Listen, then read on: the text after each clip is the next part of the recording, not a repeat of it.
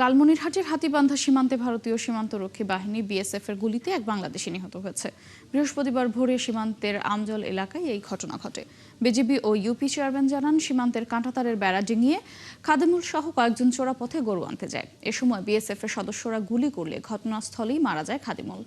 পরে বিএসএফ সদস্যরা মরদেহ বিজিবির কাছে হস্তান্তর করে। বিজিবি পাঠায় স্বজনদের কাছে।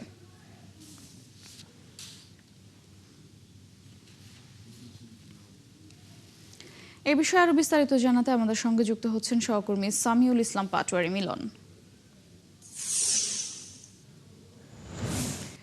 মিলন, এই মুহূর্তে সবশেষ পরিস্থিতি কি দেখছেন আপনি? এছাড়া এই বিষয়টি নিয়ে পতাকা বৈঠক হওয়ার কথা ছিল, সেটি হয়েছে কিনা? এছাড়া সবশেষ কি তথ্য জানিয়েছে বিজেপি, জানাবেন।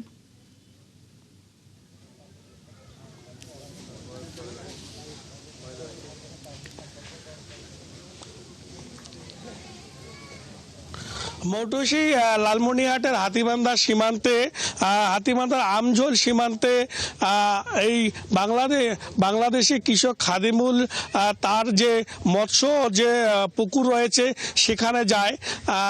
সেখানে ভারতের কুচবিহার জেলার শীতলকুচি যে উপজেলা এবং পাগলির বাড়ি যে বিএসএফ ক্যাম্পের বিএসএফ সদস্যরা তাকে লক্ষ্য করে।